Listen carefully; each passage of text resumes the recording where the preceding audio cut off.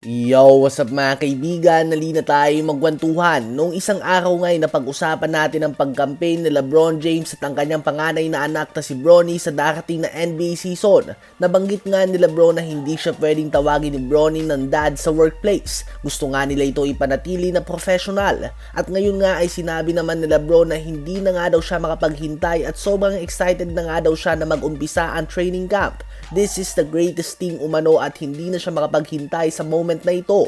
Surreal nga daw ito para sa kanya mga kaibigan.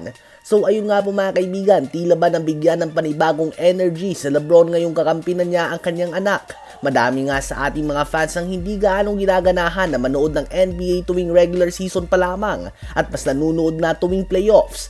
Imagine, sa tulad ni LeBron na naglalaro na ng mahigit 20 seasons at may oras pa na naglaro ito ng 8 magkakasunod na NBA Finals. Mahirap nga na manatiling motivated everyday para sa mga games na hindi gaano mahalaga tulad ng playoffs. Normal nga maging ganado sa una at huling araw ng trabaho. Subalit kung mahigit 20 taon mo na itong ginagawa, minsan nga ay kailangan mo na ng extra motivation to keep things going. Lalo na't nakamit na niya ang dapat niyang makamit sa basketball. Mapa all-time scoring record man yan, MVP, championships at iba pa. At ang pagdating nga ng kanyang anak sa Lakers sa isang bagay na tila ba nagbigay ulit ng purpose kay LeBron na maglaro pa din at a high level. Tila ba binigyan siya nito ng something to look forward to sa susunod na NBA season. Something new nga ito mga kaibigan. Sa palagay nyo ba ay mas gaganda ang performance ni LeBron next season o same-same lamang ito?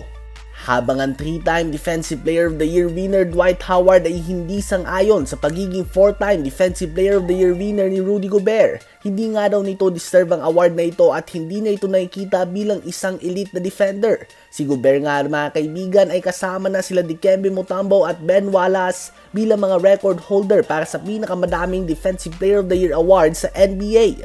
Ganun pa man ay madami nga talaga ang hindi gaanong kumbinsido kay Gobert bilang parte ng usapan na ito. Nung isang linggo lang ay binanggit nga ni Chauncey Billups magaling na defender si Gobert subalit hindi nga daw nito kasing versatile sila Ben Wallace. Habang si Gobert nga daw ay inaatake ito mong series mga kaibigan noong parte siya ng coaching staff ng Clippers.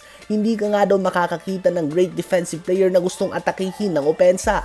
Well, totoo naman ito. Wala ka nga maririnig na player noon na gustong i-target si Ben Wallace o Dwight Howard. Wala nga gustong ipaswitch ito sa depensa. Kahit na mismatch sa bilis ay hindi mo nga gugustuhin na si Ben Wallace o Dwight Howard ang tatao sa iyo. Habang ngayon nga ay mapaluga Doncic man yan o kung sinong guard sa NBA, pag nakita nga nila si Rudy Gobert ay automatic na inuulam nila ito.